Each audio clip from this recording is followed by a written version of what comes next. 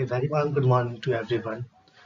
My name is Sudhakar, and in today we are going to discuss about the relative speed. So my today video is completely on relative speed. Moving forward, what is relative speed? So we can guess that what comes in our brain when we talk about relative speed. When we talk about relative speed, we imagine that two cars are coming toward each other or going far from each other. Okay, so this is only the definition. Relative speed is the rate at which the two moving bodies are separating from or coming toward each other. That means relative speed is nothing but the rate at which the two bodies, say A and B, which is or say two cars coming toward each other or moving away from each other. Okay, so that is called the relative speed. Now, for example, we can see here that there is an object. This is the red one object and this is blue one object. So here we can see that the velocity of the red one, this is the velocity of this object is v1 and this is of v2. When they both are moving in same direction, then the relative speed is v1 minus v2, and when they are moving in opposite direction, means toward each other, then the relative speed is v1 plus v2.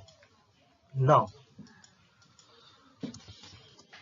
we can note, we have always a note here. What is the note? That always the relative speed is calculated in terms of some fixed object. Means, what is meant? It means that the relative speed cannot be the speed of any object. It is always the speed with respect to someone, speed of particle, speed of object A with respect to object B. Okay, it is always calculated in terms of some fixed object. For example, in above figure, means in this figure, the here the relative speed is, we can see that when both the object is moving in the same direction, then relative speed is nothing but the difference, but it can be v1 minus v2 or v2 minus v1. So why we have written here v1 minus v2? Because here we have calculated the relative speed of v1 with respect to v2. That's why we have written v1 minus v2. But if it will be relative speed, if it is said that calculate the relative speed of v2 with respect to v1, then it will be, since the direction is opposite, the direction is same for both the objects, so the relative speed of v2 with respect to v1 will be v2 minus v1. Okay, and in this case, either with respect to v1 or v2, it will be same, because here there is addition and it is basically relative speed of v1 with respect to v2. So here the relative speed, here we can calculate from this formula only, we can obtain this one. Means relative speed of, here in this figure, when the both objects are moving in same direction, then the relative speed is v1 minus v2. And when calculating this formula only, v1 minus v2, but in this figure we can see that v2, in both the case we are calculating the relative speed of v1 with respect to v2. Okay, so everywhere v1 minus v2 or v1 plus v2 there it will be. Okay, so now here we can see in this figure that the v2 direction is opposite. Okay, so here the relative speed in this case will be v1 minus v2. So since we can see that here it is, in this case, v1, okay, minus v1 minus v2. Okay, so it is minus minus plus, so v1 plus v2. Okay, so this is only written that in above figure the relative speed of v1 with respect to v2 is calculated. Now moving to the next slide, we will see in the next slide relative speed related to car. So in relative speed, we are generally getting the questions from relative speed of cars, relative speed of boat and train, and relative speed of trains. These three problems are the major problems which comes in competition related to relative speed, and this is only the entire concept that covers the relative speed. So moving to the first concept, that is the relative speed, that is the relative speed of related to car. Okay, here we will study relative speed related to car. So here we can see that this car in figure 1, this red one is moving in the same direction, no, in this direction, and this car, green car, is moving in opposite direction. So the relative speed, as told before, will be their difference. But here the relative speed of red one with respect to green one is red one, speed of red one minus speed of red two, since both are in opposite direction. So here its speed is 25, so 25 minus that of 35, because it is in opposite direction, so it will be minus, and since it is in opposite, so it will be minus again 35, so it will be 60. Now here we can say that the relative speed of red car with respect to the green car is 60 meter per second. Okay, sorry, 60 meter per second. That is, the red car covers 60 meter distance along the same direction in 1 second with respect to green car. Means in Hindi we can say that relative speed होता क्या है. Relative speed का यदि हम original concept समझे तो relative speed यहाँ पे होता है कि किस रेट से आपका एक ऑब्जेक्ट दूसरे ऑब्जेक्ट से दूर हो रहा है या सामने आ रहा है. तो यहाँ पे हम कह सकते हैं, यहाँ पे रिलेटिव स्पीड जैसे इन दोनों का आया, हम रेड वन का रिलेटिव स्पीड निकालेंगे with respect to red two, तो यहाँ होगा इसका स्पीड माइनस इसका स्पीड, बिकॉज ये अपोजिट डायरेक्शन में, सेम डायरेक्शन में होता तो इसका स्पीड माइनस इसका स्पीड, ये दोनों सेम डायरेक्शन में होता. बट क्योंकि ये ग्रीन वाला का स्पीड अपोजिट है तो रेड वन का स्पीड माइनस ऑफ, अगेन क्योंकि अपोजिट डायरेक्शन है तो माइनस ग्रीन कार का speed. So it will be 25 minus 35, that will 25 plus 35 which is nothing but 60 metre per second. तो इसका मतलब क्या है, 60 मीटर पर सेकंड आखिर हुआ क्या. तो 60 मीटर पर सेकंड आपका बताता है कि जो रेड वन कार है वो यहाँ पे पॉजिटिव साइन, जहाँ पे 60 मीटर पर सेकंड पर बताता है कि जो रेड कार है वो 60 मीटर डिस्टेंस ट्रेवल कर रहा है with respect to green car 1 second में. ठीक है, 1 सेकेंड में वो ग्रीन कार से 60 मीटर डिस्टेंस कवर कर रहा है. अब आप यही बोलते कि हम यदि निकालते ग्रीन वन के रिस्पेक्ट में relative speed of green car with respect to red one, तो क्या होता. तो उस केस में क्या होता, उस केस में आपको होता कि यदि हम relative speed of green car with respect to red car निकालते तो होता 35 माइनस 25.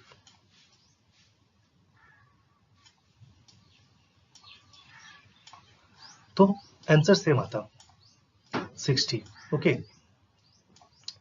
बट मेरा एक चीज दिमाग में आप लोग को आना चाहिए, आंसर सेम होता किसी का, क्योंकि जब दोनों अपोजिट डायरेक्शन में जर्नी करते हैं तो माइनस माइनस प्लस हो जाता है. जिधर से भी कैलकुलेट करोगे किसी के भी रिस्पेक्ट में तो ये ऑलवेज सेम होता है. बट यदि सेम डायरेक्शन में हो तो रिलेटिव स्पीड दोनों का सेम होगा बट डायरेक्शन अपोजिट होगा, मीन्स प्लस माइनस का अंतर होगा.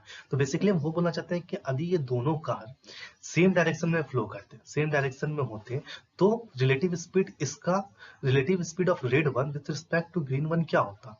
तो relative speed of red one आपका होता with respect to green one, ये दोनों सेम डायरेक्शन में होते. मतलब अब हम बात कर रहे हैं कि इसका भी स्पीड ऐसे होता इस डायरेक्शन में. तो दोनों का जब सेम डायरेक्शन में होता तो इस केस में क्या आपके पास होता, इस केस में देखिए हम बताते हैं, इस केस में जब दोनों का सेम डायरेक्शन होता तो रिलेटिव स्पीड ऑफ ये विथ रिस्पेक्ट टू ये तो क्या होता 25 25, ठीक है, माइनस 35, क्योंकि सेम डायरेक्शन है. यदि अपोजिट डायरेक्शन होता, जो डायरेक्शन में ये मूव कर रहा है उसी डायरेक्शन में ये मूव कर रहा है, इसलिए माइनस ये. यदि मानते हैं सेम अपोजिट में रहता तो माइनस, फिर माइनस ऑफ दिस, क्योंकि अपोजिट डायरेक्शन में. क्योंकि एक कन्वेंशन हम लोग मानते हैं कि इसको यदि पॉजिटिव माने हैं तो ये डायरेक्शन को हम लोग हमेशा पॉजिटिव ही मानेंगे, ऐसे वाले डायरेक्शन को हमेशा पॉजिटिव मानेंगे. ठीक है, तो अब क्योंकि ये पिछले केस में ये ऐसे था तो इसलिए माइनस ऑफ माइनस किए थे हम लोग. बट यहाँ देखिए यहाँ पे लोग माइनस ऑफ माइनस किए थे क्योंकि ये अपोजिट डायरेक्शन में था. बट क्योंकि यहाँ पे सेम डायरेक्शन में है तो हमको यहाँ पे माइनस फिर कुछ नहीं करना है, माइनस नहीं करना है. तो 25 माइनस 35 दैट इज, तो ये कितना हो जाएगा, ये होगा आपका -10. ठीक है, तो ये -10 मीटर पर सेकंड. तो -10 मीटर पर सेकंड क्या होगा, ये -10 जो मीटर पर सेकंड मेरा आएगा ये क्या होगा, relative speed of red one with respect to green car. तो आप बोलेंगे माइनस क्या इंडिकेट कर रहा है, तो माइनस कुछ नहीं, माइनस इंडिकेट कर रहा है कि इसका जो रिलेटिव स्पीड मतलब 10 मीटर, यहाँ क्या होगा देखिए, यहाँ पर अच्छे से लिख देते हैं, -10 मीटर पर सेकेंड, ठीक है, ये कंफ्यूजन ना हो। अब देखिए, इसका बोलने का मतलब है कि जो रेड वन कार है वो 10 मीटर डिस्टेंस कवर किया with respect to this one car, green one car, 1 second में। यही रेट है, इसी को रिलेटिव स्पीड कहते हैं, कि यही रिलेटिव स्पीड बताता है कि 1 सेकेंड में, मतलब ये rate means nothing but divided by time anything. तो 1 सेकेंड में 10 मीटर डिस्टेंस कवर कर रहा है कौन, -10 मीटर, पहले 10 मीटर समझिए, 10 मीटर मैग्नीट्यूड है, तो 10 मीटर डिस्टेंस कवर कर रहा है कौन, red one with respect to green one. तो माइनस साइन क्या इंडिकेट कर रहा है कि इसका जो एक्चुअल डायरेक्शन है उसका अपोजिट डायरेक्शन वो कवर कर रहा है, मीन्स ये उससे नजदीक नहीं, दूरी में जा रहा है, मतलब ये जो -10 मीटर डिस्टेंस है इससे, ये आगे, ये इस डायरेक्शन में नहीं, ये उल्टा डायरेक्शन में कवर कर रहा है, ठीक है। तो यही बोलने का मतलब है माइनस, माइनस नहीं है, माइनस बस यही इंडिकेट करता है कि जो डायरेक्शन आप एज्यूम किए हैं उस ऑब्जेक्ट का, उसका वो अपोजिट डायरेक्शन है, तो वो माइनस साइन इंडिकेट करता है, ठीक है, मतलब वो आगे आने के बजाय पीछे चल गया है। और कितना डिस्टेंस हो गया इसके रिस्पेक्ट में, 10 मीटर, ठीक है। तो यही है -10 मीटर पर सेकेंड। अब हम लोग यहाँ पे एक चीज, एक नोट है हम लोग के पास, इसको थोड़ा रब कर देते हैं पहले। We should erase this all, and after erasing this thing, here what the note is, unit conversion must be known. It is very important in relative speed that we should know the unit conversion, and we should not, we must know. And what is the unit conversion? We know only two formula, that when we are converting from kilometer per hour, means is, for example, you are given a speed in kilometer per hour and you want to convert in meter per second, just divide, just multiply that number by factor 5 divided by 80, 5 by 80, okay. तो आप किसी भी number, जैसे यहाँ पे आपके पास 18 kilometre per our दिया है, तो हम लोग जब 18 किलोमीटर को, यदि हम लोग को पर आवर को मीटर पर सेकंड में कन्वर्ट करना है, तो क्या करेंगे, 18 इंटू 5 बाई 18, किसी भी नंबर को 5 बाई 18, किसी भी किलोमीटर पर आवर को जो भी दिया हुआ उसको 5 बाई 18 के फैक्टर से कीजिए इंटू, तो जो आंसर आएगा वो आपका मीटर पर सेकंड में होगा। तो 18 किलोमीटर पर आवर को मीटर पर सेकंड में करेंगे तो 18 into 5 by 18, that is 5 metre per second. Now similarly यदि हम लोग मीटर पर सेकंड से किलोमीटर पर आवर में जाना चाहते हैं तो क्या करेंगे, हम लोग जैसे ए मीटर पर सेकंड है तो इसको किलोमीटर पर आवर में कन्वर्ट करेंगे, तो हम लोग उस मैग्नीट्यूड को, उस हम लोग 5 बाई 18 से कर रहे थे, तो इस केस में क्या करेंगे, उल्टा करेंगे, 18 बाई 5। तो ए इंटू 18 बाई 5, जो भी स्पीड दिया है उसको इंटू कर दीजिए 18 बाई 5 से, तो आपको यहाँ पे किलोमीटर पर आवर मिल जाएगा, ठीक है। अब एक ट्रिक है, ट्रिक क्या है कि बहुत बार कंफ्यूज हो जाएंगे एग्जाम में कि हम मीटर पर सेकंड से किलोमीटर पर आवर करने के इसमें या क्या करेंगे, 5 बाई 18 या 18 बाई 5, ठीक है। तो इनकेस कंफ्यूज होगा तो हमेशा एक ट्रिक जानिएगा, छोटा सा बस कॉन्सेप्ट है सबका जानने का। कहते हैं मीटर पर सेकंड से आप किलोमीटर पर आवर में जाते हैं तो आप छोटे से बड़े में जा रहे हैं, तो इसलिए ऊपर बड़ा होना चाहिए, तो 18 बाई 5। और यहाँ क्या है, किलोमीटर पर आवर से हम मीटर पर सेकंड में जा रहे हैं, तो यहाँ बड़े से छोटे में जा रहे हैं, तो छोटे में जा रहे हैं इसलिए 5 बाई 18, और यहाँ छोटे से बड़े में जा रहे हैं, तो फाइनली हम बड़े में जा रहे हैं, तो इसलिए 18 बाई 5, मतलब ऊपर वाला बड़ा होना चाहिए। यदि हम बड़े में जा रहे हैं यूनिट में, तो मेरा ऊपर वाला नंबरेटर जिसको बोलते हैं वो बड़ा होना चाहिए, तो ऐसा कोई ये कंफ्यूजन नहीं होगा इस ट्रिक से। तो अब हम लोग मूव करते हैं नेक्स्ट स्लाइड की ओर। तो ये नेक्स्ट स्लाइड की ओर हम लोग आते हैं।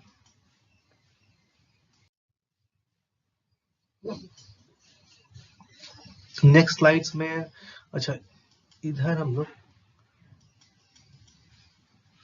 Boats and stream, okay, boats and stream में हम लोग आते हैं। तो बोट्स एंड स्ट्रीम, क्योंकि रिलेटिव कार का बस वही कॉन्सेप्ट है, उसमें सिंपल क्वेश्चन भी आएंगे कि दो कार सेम डायरेक्शन में मूव कर रहे हैं, अपोजिट डायरेक्शन में मूव कर रहे हैं, ज्यादा से ज्यादा मीटर पर सेकंड से आप किलोमीटर पर आवर में बताइए, बस यही सब होगा। तो वो मैंने फॉर्मूला से डिस्कस कर दिया, उसमें कोई भी हैवी क्वेश्चन नहीं बनेगा। तो अब हम लोग आते हैं बोट एंड स्ट्रीम।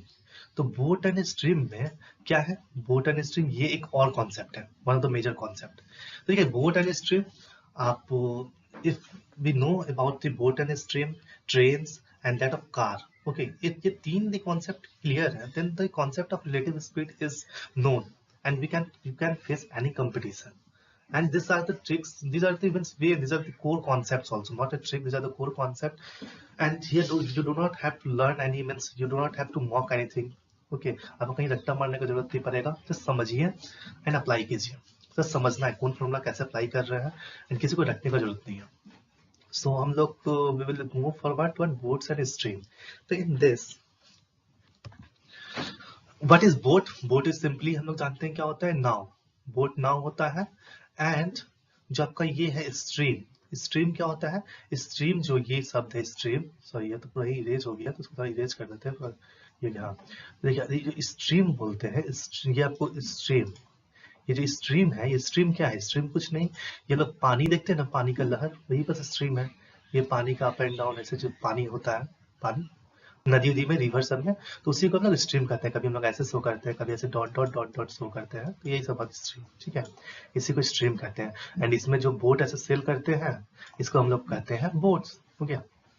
अब देखो in water, first point, in water the direction along the stream is called down stream. मतलब यदि कोई बोट है, हम लोग पहले दो टर्म होता है स्ट्रीम में, down stream and up stream. तो ये क्या होता है, ये बस ये कुछ नहीं है, ये डायरेक्शन है।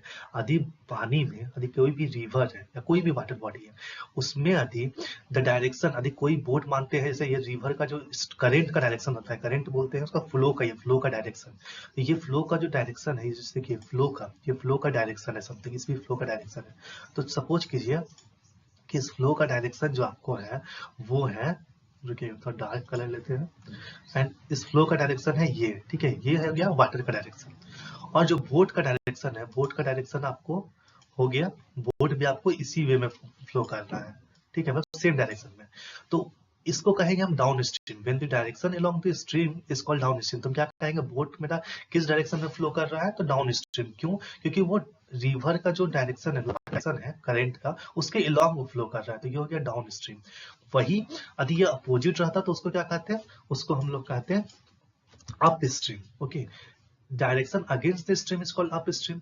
यदि ये बोट करेंट का वाटर जो स्ट्रीम के डायरेक्शन के अपोजिट में ट्रेवल करना शुरू कर दे इस डायरेक्शन में, तो इसको कहेंगे हम लोग अप स्ट्रीम। अप स्ट्रीम बोलने का मतलब समझ जाइएगा कि जो रिवर का जो स्ट्रीम का जो फ्लो है, जो भी करंट है, जो फ्लो है, उसका अपोजिट में फ्लो कर रहा है। मतलब पानी का फ्लो के अपोजिट में फ्लो करेंगे तो उसको अप स्ट्रीम कहेंगे, और पानी के फ्लो के साथ यदि कुछ चीज फ्लो कर रहा है तो उसको डाउन स्ट्रीम कहेंगे। यही होता है अप एंड डाउन स्ट्रीम, और ये बस बहुत कोर कॉन्सेप्ट है, ये सबसे मेन कॉन्सेप्ट यही है, दो टर्म इसमें इंपॉर्टेंट। इसके बाद अब आते हैं पहला point, if the speed of boat in still water is u kilometre per hour. तो ये u किलोमीटर पर आवर आपको क्या है, u किलोमीटर पर आवर आपका है बोट का स्पीड, ठीक है, ये बोट का स्पीड है।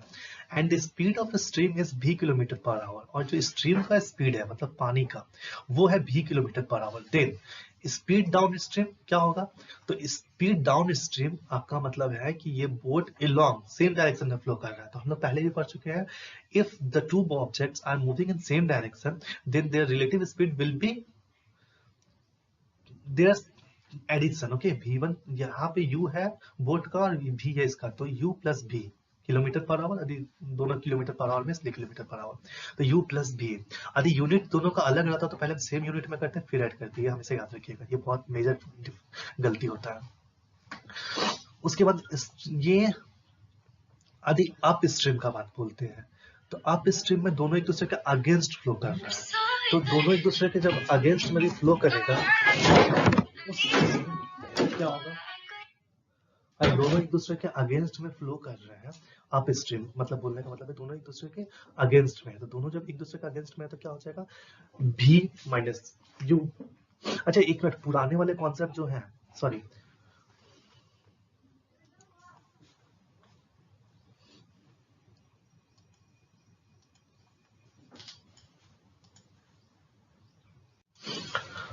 पुराने वाले कॉन्सेप्ट को भूल जाइए, पुराने वाले मतलब वो जो प्रीवियस कॉन्सेप्ट को बोलते हैं वो यहाँ पे नहीं एप्लीकेबल होता है, सॉरी। यहाँ पे क्या है, स्पीड डाउन स्ट्रीम क्या हो गया, u plus v kilometre per hour, and speed up stream हो गया मेरा u माइनस v। मतलब यदि अपोजिट डायरेक्शन में पानी के फ्लो के अगेंस्ट फ्लो कर रहे हैं, और मेरा बोट का स्पीड है u और पानी करंट का स्पीड है v, ठीक है, तो देन हमारा यदि हम उसका अगेंस्ट है अप स्ट्रीम है पानी के फ्लो का, देन हो जाएगा डिफरेंस u माइनस v। और यदि हम सेम डायरेक्शन में फ्लो कर रहे हैं तो u प्लस v। इसको पुराने कॉन्सेप्ट से मैच मत कीजिएगा, क्योंकि बोट एंड स्ट्रीम का कॉन्सेप्ट अलग होता है, क्योंकि पानी का फ्लो भी होता है ना। देन उसके बाद आपका है दूसरा पॉइंट है, if this speed down stream is a, okay, मतलब स्पीड आप down stream and up stream समझते होंगे।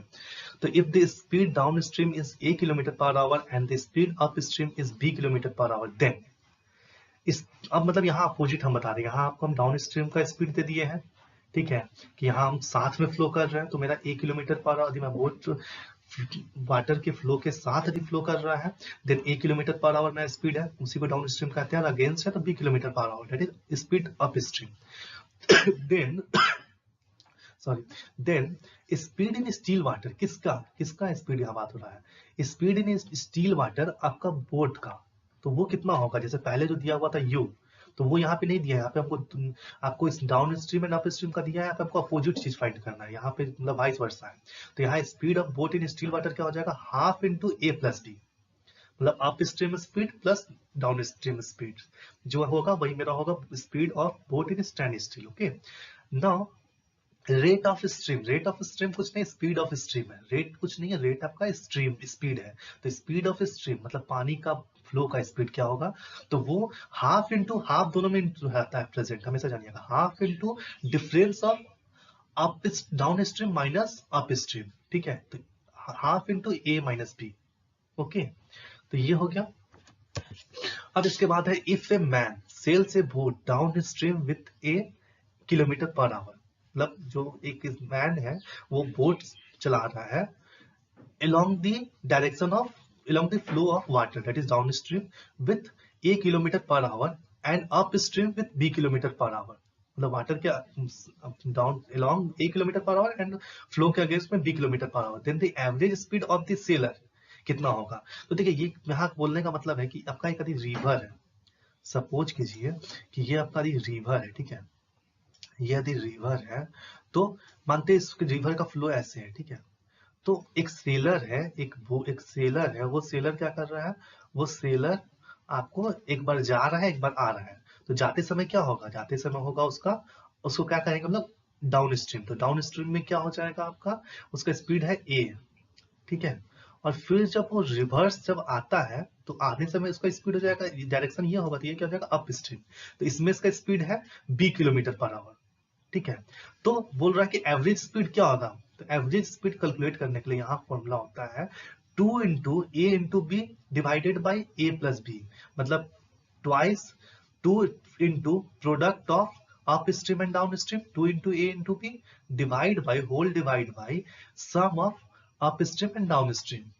ओके, मतलब speed sum of speed of up down stream and up stream, ठीक है, तो 2 into a into b whole divided by a plus b, kilometre per our, जो भी unit आपको दिया हुआ है। तो this is about the boat stream.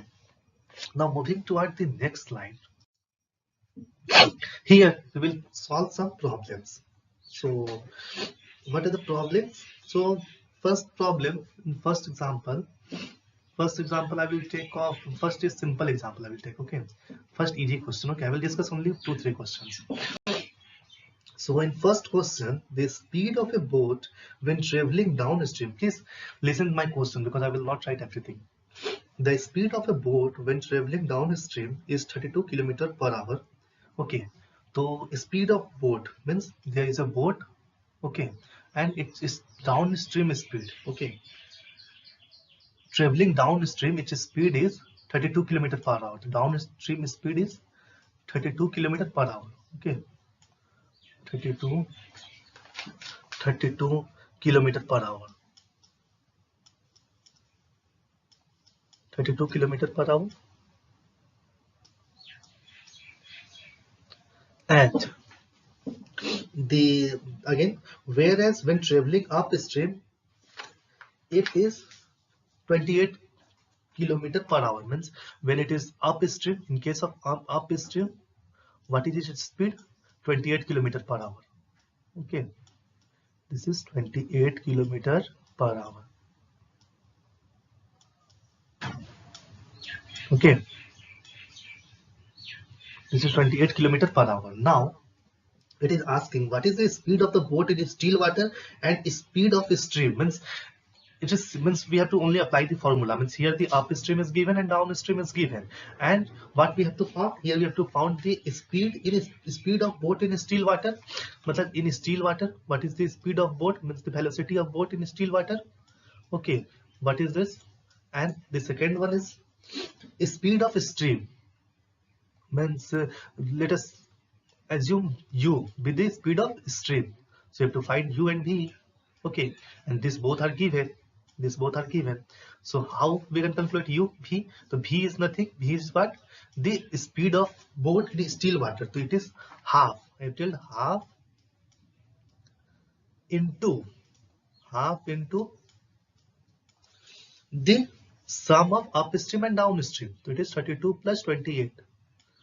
Okay, 30. Oh, sorry. It's 32. It's 32 plus 28. Okay, 32 plus 28. So what will the answer? Sorry, I don't have habit to write. इसीलिए बहुत गलती हो रहा है. So it is equal to 30 kilometre per our. Okay, क्योंकि सब चीज kilometre per our में 32 kilometre per our. Okay, it's 32 kilometer per hour. Now what is u? U is nothing but what is u? U is nothing but the speed of stream. The speed of stream is what? Half into, it is the difference of upstream and downstream, means downstream minus upstream. So 32 minus 28. Okay, 32 minus 28. So what we will get? We will get 2 kilometer per hour. Okay, its answer will be 2 kilometer per hour. Okay, so we have calculated the upstream and downstream. Okay, so this is too easy formula. When we have to calculate the speed of boat in still water and we are provided with upstream and downstream. In that case, the speed of your boat in still water will be half into sum of upstream and downstream, and speed of your stream is half into difference of downstream and upstream, means downstream minus the upstream, that is 2 kilometer per hour. Okay, now if you will say that it is 20, it is 36. If in case upstream is 36, then what will be the answer? This answer will be negative. Okay, this will be -2. Okay, so in that case, what minus sign indicate? Minus sign indicate that if the direction of the minus sign only indicates that nothing big thing. A simple thing, minus sign indicate that if the stream, we are assuming that, or in figure, if it is provided that the stream direction is this, upstream is this and downstream is this. Okay, then if we are getting the speed of the stream as minus, then it is indicating that if we are assuming, if you have assumed this direction, then it is in opposite direction, means our assumption is opposite. Okay, or whatever in figure we have, we're having the, means in downstream what happens? The speed of the object is along with the flow of river, means it is said that the speed of river will be like in this direction. If it is the downstream, that means that the object is moving also in this direction and the river flow is also in this direction, and upstream is this direction. But if we are getting the speed of stream, okay, is -2. Okay, if the upstream is high, means if it is 36, then we are getting -2 kilometer per hour. But is speed of stream, means speed of stream is in this direction. Okay, speed of stream is this direction if the minus sign comes. Okay, so moving to the next slide, this sign convention is important because this creates an image. Okay, this is a minor concept, but this creates the image how to solve the question and what does it interpret. So okay, so if minus is come, if minus, there is a minus answer, we should not be nervous that how it comes. And the second thing is that one of the important things that we should not nervous, that we should keep in mind that while dealing with the problem, any problem, sign is important. Please be concentrate that in which unit, okay, in which unit the datas are given, provided. If they are not in same, please convert them in same data and then apply the formula and get the answer. Now moving to the second problem. Okay, moving to the second problem, this one is a bit complicated problem, not bit complicated, it's also easy problem.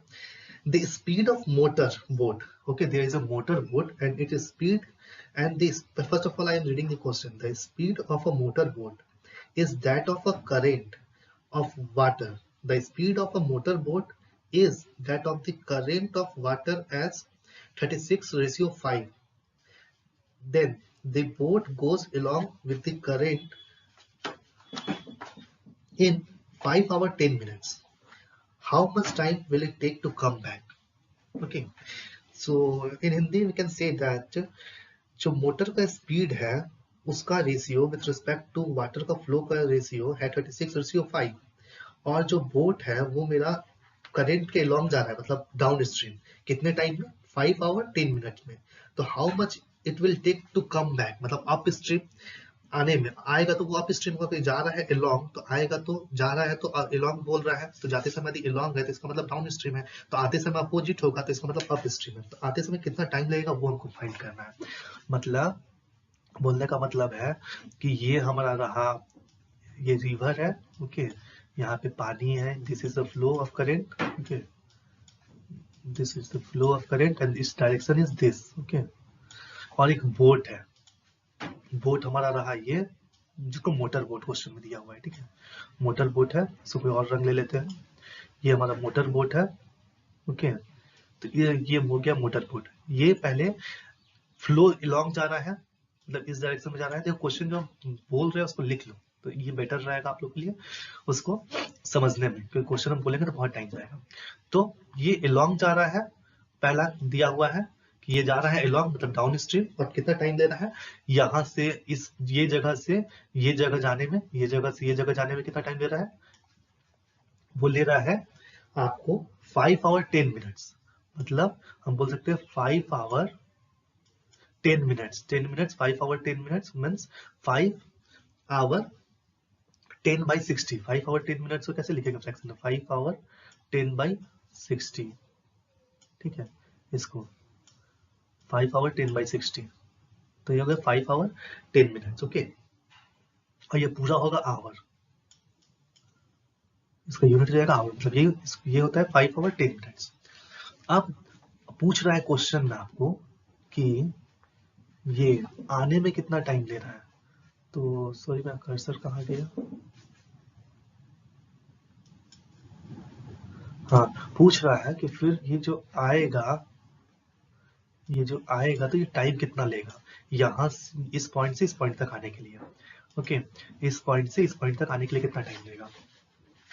तो इस case में हम क्या करेंगे, अब देखो हमको क्या करना है, डाटा क्या दिया है 36:5 दिया हुआ है, हाँ 36:5 एक रेशियो दिया हुआ है, 36/36:5, ये क्या है 36:5 आपका दिया हुआ है the speed of motor to the current of water, मतलब speed of motor to the current of water means the flow of stream, ये 36:5। तो हमको फाइंड करना है टाइम, तो हम लोग चलिए शुरू करते हैं क्वेश्चन को कैसे हम करते हैं, ठीक है। हमको मींस यहाँ पे टी कैलकुलेट करना है,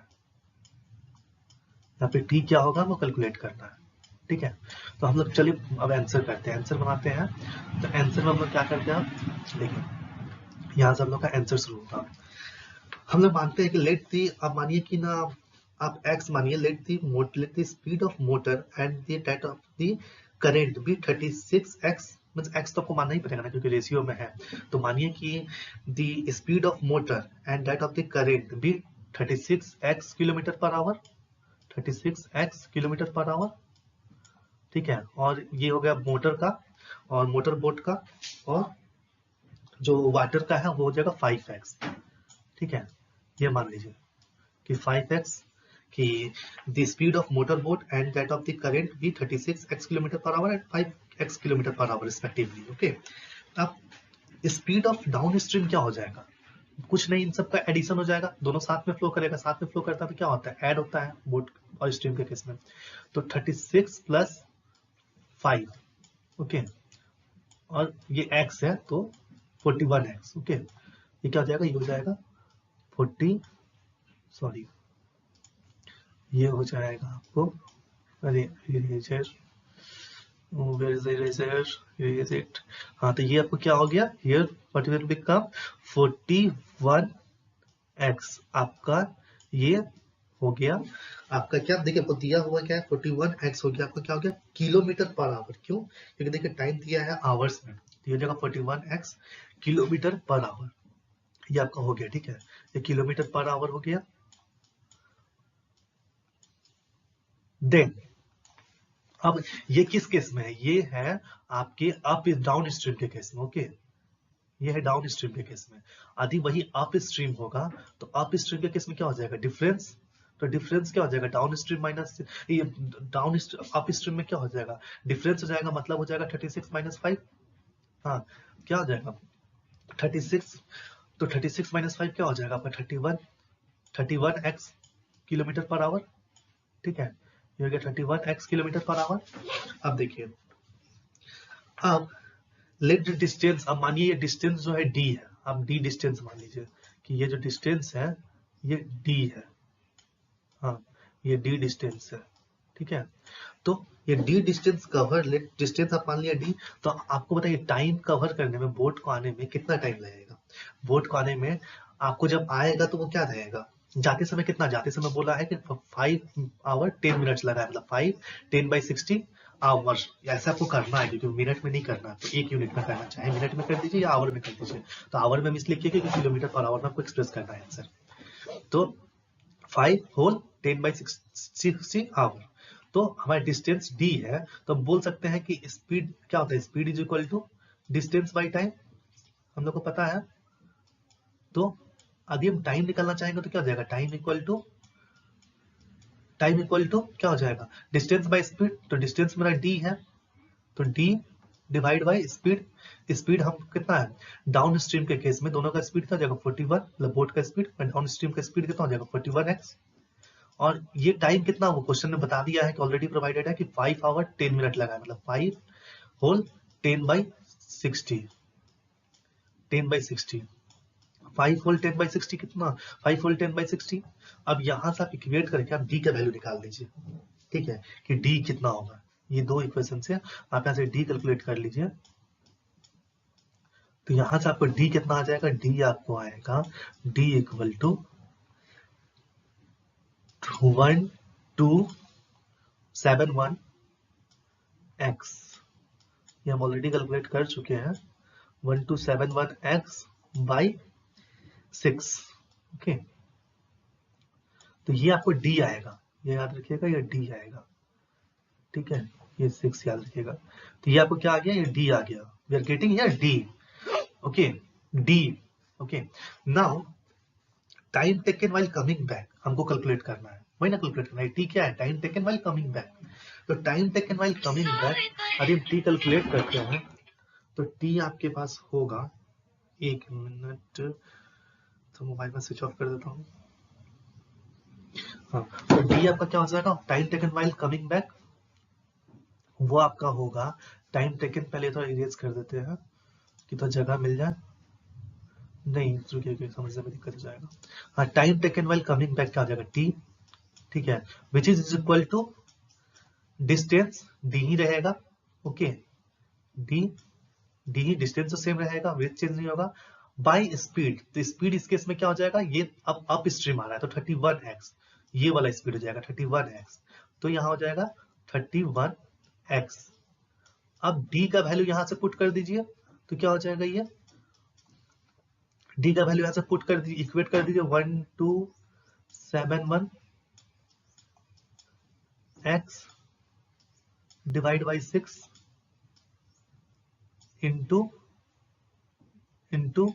क्या है, डिवाइड बाई 31x, तो इंटू 1 बाई हम कर देते हैं 31x, ठीक है, लिखने का बस तरीका है, तो इक्वल टू क्या आएगा, x मेरा कट जाएगा, यहां से मेरा ये मेरा x कट जाएगा, ये x कट जाएगा, ये x कट जाएगा, एंड फाइनली आपको t क्या मिल जाएगा, आपको मेरा मिल जाएगा आपको 41/6, तो 41/6, ठीक है, तो ये आवर है, तो इतना आवर आपको लगेगा पीछे आने में, मतलब इसको हम फिर से करेंगे अच्छे से, तो ये कितना हो जाएगा, ये हो जाएगा 6 होल 5/6 आवर, ठीक है, 6 होल 5/6 आवर, ठीक है, इतना हमको लगेगा टाइम रिटर्न आने में। अब देखिए, अब इसको यदि इंटरप्ट करेंगे ना, तो इसको देखिए, यदि इसको आप इंटरप्ट करना 6 होल 5/6 आवर्स आपको लगता है आने में। मतलब इसको यदि आप इंटरप्ट करना चाहते हैं ना, तो कैसे आप इंटरप्ट कर सकते हैं? देखिए, कभी भी ना ऐसे होल नंबर में रहा या आवर है, तो इसको आप ना इंटरप्ट नहीं कर पा रहे, प्रॉब्लम है, तो क्या कीजिए कि ये जो होल नंबर को छोड़ दीजिए, जो फ्रैक्शन है ना, उसमें दोनों को ऐसे नंबर से इंटू कीजिए कि नीचे वाला 60 हो जाए, तो फिर ऊपर जितना आएगा वो मिनट हो जाएगा। मीन्स यदि 10 से हम इंटू कर दे, तो यहाँ पे हो जाएगा ये 60 और ये हो जाएगा 50। 10 से इंटू करेंगे तो हम बोल सकते हैं, यदि इस फॉर्मेट में आ गया तो ऊपर वाला मिनट इंडिकेट कर देगा, ठीक है, क्योंकि 1 घंटे में 60 मिनट होता है, तो ये 60 हो गया, तो ये जितना भी रहेगा उतना मिनट रहेगा, मतलब 6 आवर 50 मिनट आपका आंसर हो जाएगा। 6 आवर 50 मिनट्स आपको टाइम लगेगा बैक आने में, तो यही आपका आंसर है, ठीक है। तो ये थोड़ा कॉम्प्लेक्स क्वेश्चन था, बट प्योरली कॉन्सेप्ट पे था, कोई भारी क्वेश्चन नहीं था, ठीक है। तो ये हो गया ये क्वेश्चन सॉल्व। नाउ अब लास्ट क्वेश्चन, एक जो लास्ट क्वेश्चन डील कर देते हैं इससे। हाँ, पहले तो डिफरेंट टाइप का क्वेश्चन डील कर दिया ताकि आप हर क्वेश्चन कर सको। जो भी मुझे कॉम्प्लिकेटेड क्वेश्चन लगा, तीनों डिफरेंट क्वेश्चन है। तो ये लास्ट क्वेश्चन कि देखिए, एक रोड है, there is a road beside a river, मतलब मानिए ये रिवर है, ठीक है, ये रिवर है, इसमें पानी है, ओके, इसमें पानी है, okay, there is a water in road, और यहीं पे एक रोड भी है बिसाइड इसका, ठीक है, ये रोड है। तो अब ये हो गया रोड, ये आपको रोड है, ओके, ये आपको रोड है, और ये रिवर है, बिसाइड रोड का एक रिवर है। अब देखिए, दो आदमी है, पहले क्वेश्चन पढ़ ले। There is a road beside a river, two friends started from a place A, moved to a temple situated at another place B, and then return to A again. One of them moves on a cycle at a speed of 12 km per hour, while the other sails a boat at a speed of 10 km per hour. If the river flows at the speed of 4 km per hour, which of the two friends will return to place A first? Means अब question आप लिख लीजिए ताकि आप फिर उसको बार बार पढ़ के समझ सके अच्छे से, ऐसे हम समझा दे रहे हैं। ए प्लेस मानिए ये है, ये रहा ए प्लेस, ओके, ये रहा बी प्लेस। तो एक फ्रेंड है, तो ये रहा place A and place B, तो दो फ्रेंड है। एक फ्रेंड साइकिल से रोड के थ्रू जा रहा है और आ रहा है, और एक फ्रेंड जो है वो सेल कर रहा है बोट, और रिवर के थ्रू जा रहा है ए से बी और बी से ए आ रहा है। तो आपका क्वेश्चन है कि ए से बी जा रहा है, अगेन ए पे आ रहा है, तो ए पे फाइनली कौन पहले रीच करेगा? तो साइकिल से जो जा रहा है उसका स्पीड बोला गया है, उसका स्पीड है आपको, जो साइकिल से जा रहा है आपका साइकिल वाला का, उसका स्पीड है 12, ठीक है, 12 kilometre per our, okay, 12 kilometre per our है उसका स्पीड, ठीक है, 12 किलोमीटर पर आवर। एंड जो आपको रिवर में सेल कर रहा है बोट, ठीक है, उसका क्या दिया हुआ है? One of the moves cycle at a speed of 12 kilometre per hour, while the other sails a boat at a speed of 10 kilometre per hour. मतलब बोट को जो सेल करके जा रहा है, सॉरी भी मानिए, वो है भी is the speed of boat, ठीक है, वो कितना है? 10 किलोमीटर पर आवर, ठीक है, ये 10 किलोमीटर पर आवर। बट जानिए, जब भी प्रॉब्लम को सॉल्व कीजिएगा बोट से रिलेटेड, तो up stream and down stream में, ना कि बोट की स्पीड में। Up stream and down stream calculate करने के बाद, तो ये बोट का स्पीड है 10 kilometre per hour. If the river flows at a speed of 4 kilometre per hour, तो 4 किलोमीटर पर आवर पे रिवर आपका फ्लो कर रहा है, रिवर का फ्लो का स्पीड बता रहा है 4 किलोमीटर पर आवर, ठीक है। अब देखिए, आप किसी भी डायरेक्शन को मान सकते हैं, आप मान सकते हैं रिवर फ्लो कर रहा है इस डायरेक्शन में, या रिवर फ्लो कर रहा है इस डायरेक्शन में, कोई भी एक डायरेक्शन एज्यूम कर लेंगे, फाइनल आंसर आपका सेम रहेगा, क्योंकि वो एक डायरेक्शन में अप स्ट्रीम रहेगा, दूसरे डायरेक्शन में डाउन स्ट्रीम रहेगा, तो आपका आंसर पे कोई इफेक्ट नहीं होगा। तो which of the two friends, क्योंकि यहाँ पे कंफ्यूज होते हैं, क्वेश्चन में डायरेक्शन नहीं दिया तो हम क्या करें, आप एज्यूम कर लीजिए, क्योंकि आप कुछ भी एज्यूम करेंगे वो आपका फिक्स ही सेम आंसर आएगा। तो आप कोई भी इनिशियल एज्यूम कर लीजिए कि रिवर का डायरेक्शन ये है, तो रिवर का फ्लो कब बता रहा है स्पीड 4 किलोमीटर पर आवर। तो which of the two friends will return to the place A first? चलिए अब कैलकुलेट करते हैं। पहला साइकिल जो चला रहा है, साइकिल से ए टू बी जा रहा है, बी से ए आ रहा है, देन इसका स्पीड क्या है? इसका स्पीड, इसका एवरेज स्पीड क्या हो जाएगा टोटल जर्नी में? जो जा रहा है पहला फ्रेंड, जो फर्स्ट फ्रेंड है, ओके, फर्स्ट फ्रेंड का स्पीड क्या हो जाएगा?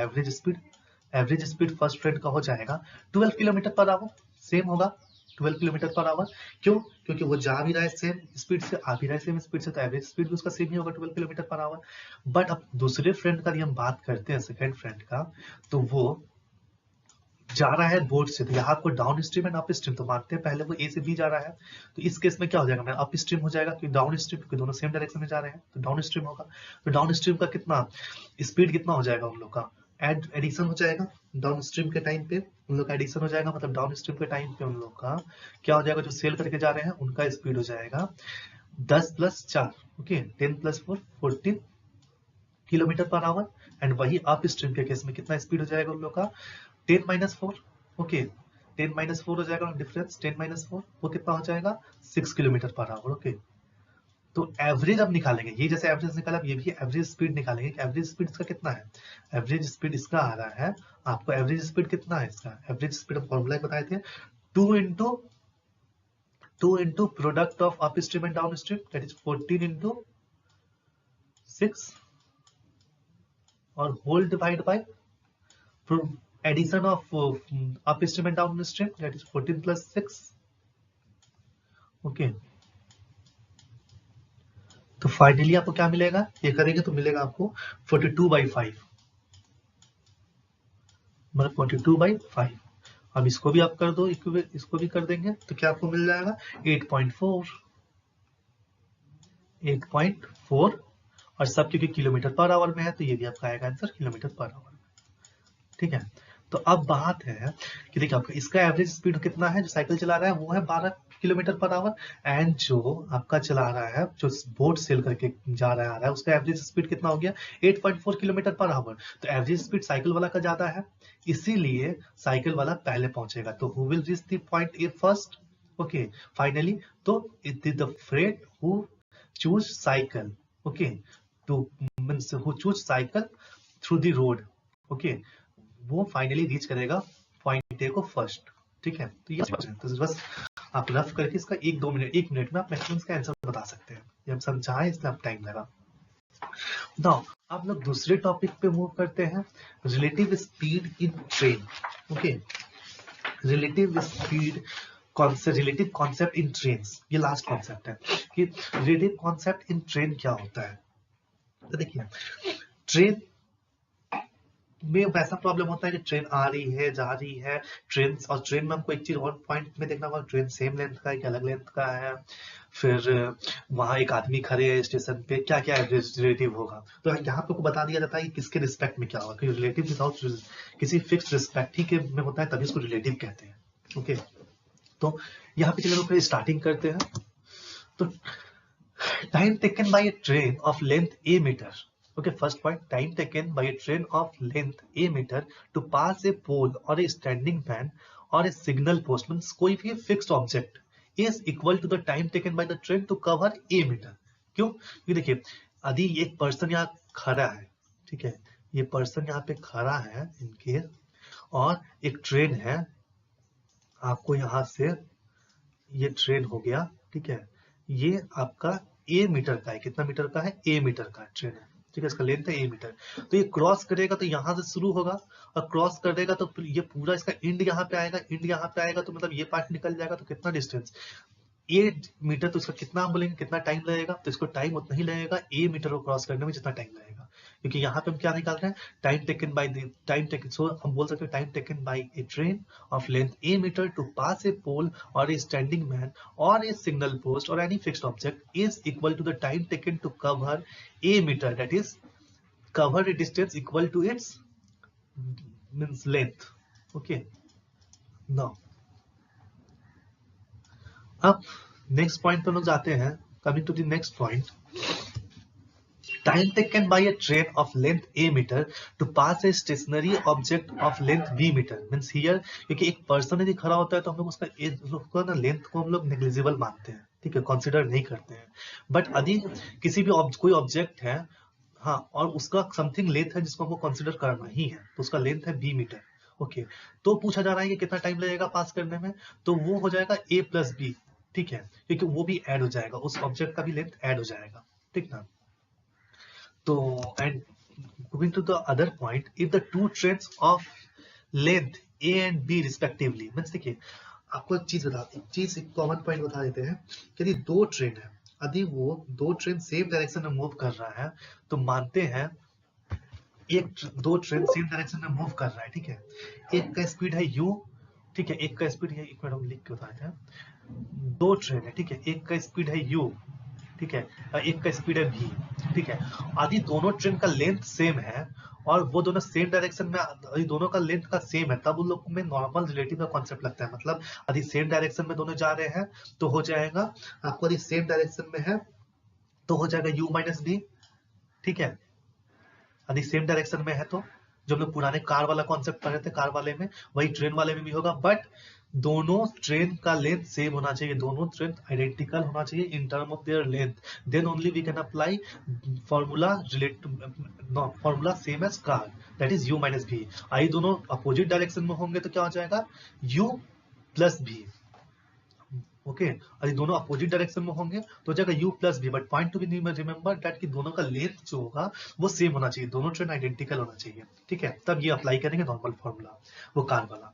But in case if the two train का लेंथ सेम नहीं है तो क्या करेंगे, तो यहाँ पे ये दिया हुआ है कि if the two train of length a and b metres respectively, यहाँ ट्रेन का लेंथ सेम नहीं है, are moving in opposite direction with u and v metre per second respectively, मतलब u and v metre per second ही से move कर रहे हैं दो ट्रेन, बट लेंथ उनका अलग अलग है, then the time taken to cross each other क्या होगा, a प्लस b मीन्स उनका जो लेंथ का एडिशन है, ये हमेशा लेंथ उनका एड ही होगा, क्योंकि क्रॉस करना है तो दोनों को एक दूसरे को लेंथ को कवर करना होगा। तो a plus b divide by time क्या होता है, डिस्टेंस बाय स्पीड, तो डिस्टेंस क्या होगा, उनका दोनों का लेंथ, बॉडी का जो टोटल लेंथ है वही डिस्टेंस होगा, तो a प्लस b, ठीक है। और वो क्रॉस करें, अपोजिट डायरेक्शन में ट्रेवल करें या सेम डायरेक्शन में, उनको कवर तो करना है अपना पूरा डिस्टेंस, दोनों का डिस्टेंस कवर करना है, तभी हम कहेंगे कि दोनों एक दूसरे को क्रॉस कर लिए कंप्लीटली। तो इसीलिए दोनों केस में लेंथ हमेशा ऐड होगा, तो a plus B divide by, क्योंकि दोनों अपोजिट डायरेक्शन में है तो u minus minus B, that is u plus B, तो हो जाएगा u प्लस बी।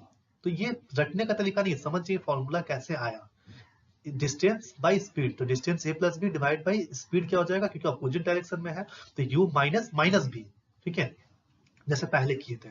और वही if the two trains of length a and b meter respectively are moving in same direction with u and v meter per second respectively, then the time taken to cross each other, time equal to distance by speed, distance क्या हो जाएगा, दोनों का सम a plus b, दोनों का length का sum divide by speed, which is nothing but the difference of both u minus b, क्योंकि यहाँ दोनों सेम डायरेक्शन में जा रहा है तो डिफरेंस होगा u minus b सेकेंड, ठीक है। ये हो गया time taken to cross completely, ठीक है। अब इसके बाद आपका if the two train start at the same point, मतलब start at same point from point A and B, okay. इसका बोलने का मतलब है कि ये आपको A पॉइंट है, ये आपको A पॉइंट मान लीजिए, इसको मानिए A पॉइंट, हाँ, और एक यहाँ पे एक इसको ले लीजिए B पॉइंट, ठीक है।